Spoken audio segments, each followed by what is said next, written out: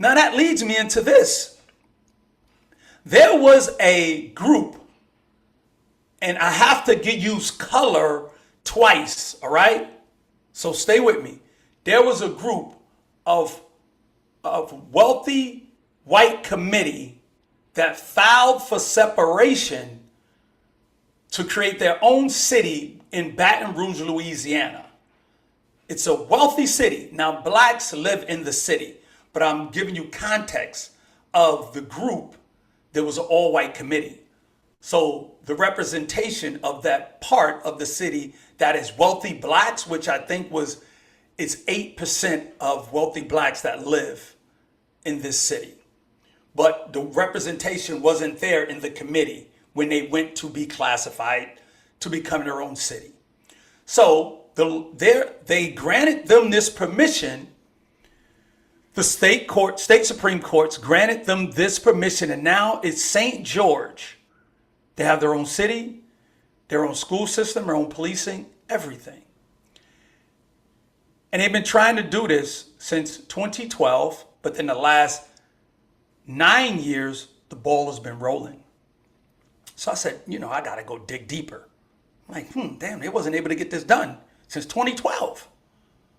So they were able to now get this done, but this ball started rolling literally 6 years, like 9 years ago, 6 years ago. And I said, why? Who was president? Donald Trump. Let me look a little deeper. Why? The judge that gave them approval was one of his judges that he put into place that gave them the approval that they never could get for years. That's what I mean by asking that question 3 times why. Why? See, I'm not mad because a lot of people, I put up the post and people were mad and because they were like, this is segregation. I'm like, no, it's not. It's not segregation. They have a very small amount of wealthy black people that live there. They have that. Now they pick and choose who they want to live, who they want to buy. My thing is, why aren't more people, regardless, this is classism. Why us, all cultures, all races, like you can do this. Why haven't we? I don't want to hear anything about, and this is all the things I was getting. Every time we try to do something, they burn it down to kill us. I was like, cut the shit. I get Black Wall Street. I get Rosewood. I get it. Yes, that happened. But what that mean? You just give up and don't do it again? Or you think you think a group of people could just come into a town full of black people, burn it down and kill them and just get away with it now? You think that's the world we're in right now? So don't use that as an excuse. People say, we've waited to have certain things in our life. We'll never have this. We had the first black president. We have governors, mayors, senators, judges. Like, we have stuff. We have athletes, $3-4 billion of salaries. I'm not saying just because we have these things, it's easier. What I'm saying is, when you lead with money, because they led with money, they wealth. Political power, we have people in political positions. See, when you lead and put people in position, you can make moves like this to now say we want to have our own town. Because Baton Rouge, the crime rate, the schools, everything was bad. These wealthy people paying all this money in taxes. And they said, we tired of this. We tired of this. We want our own city. We want our own town. This is what we want. And they got it done. Use their money, political might, put the right people in front of the camera, spent the right money. Who knows if they spent money with Trump? I'm just saying. Soon as he got in, he put the judge there and got this done. Somebody knew somebody who paid somebody and got somebody to push this through after doing this since 2012. Now it's done. So you mean to tell me we're not making enough money? We don't have enough political, it ain't even got to be that big. But the point is, and I repeat, the civil rights movements and the accomplishments to get out of it wasn't to talk about the highest paid NBA player. It wasn't about this. It was about being able to make moves to get your own city, to be able to build wealth, to be able to have you got to understand. Black Wall Street, the people from there was one generation removed from slavery. Their parents were slaves. And we know what happened. But don't tell me this, we give up because this happened. Like, that's not it.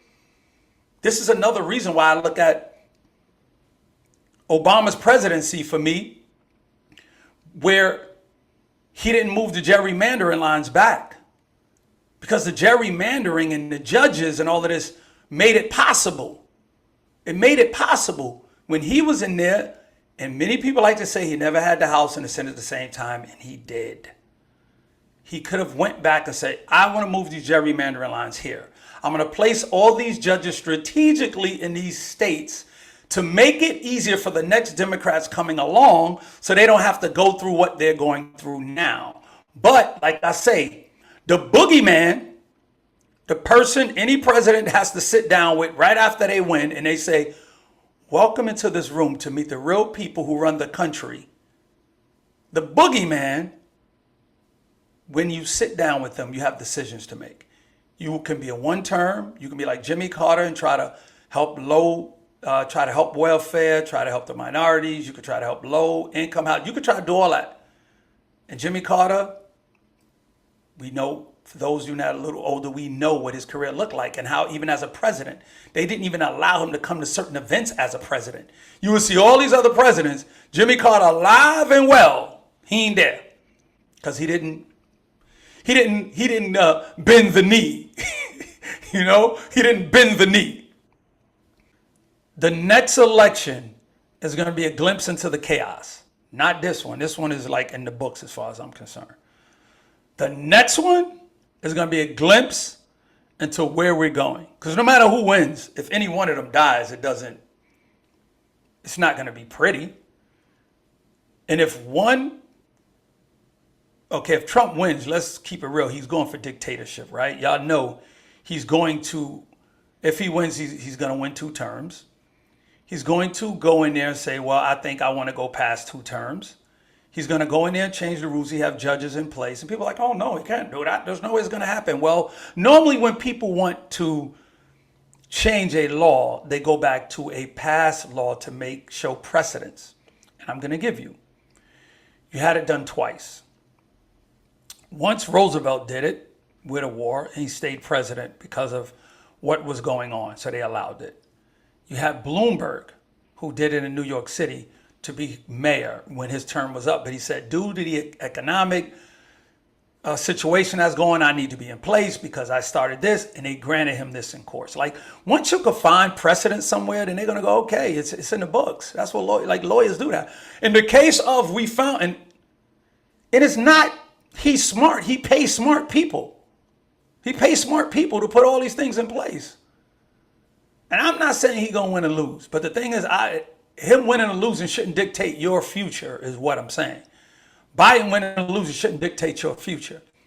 Because you have a clear view into what it could look like and what you can do and how wealthy you and your legacy could become. Your kids and grandkids. You literally have it right there.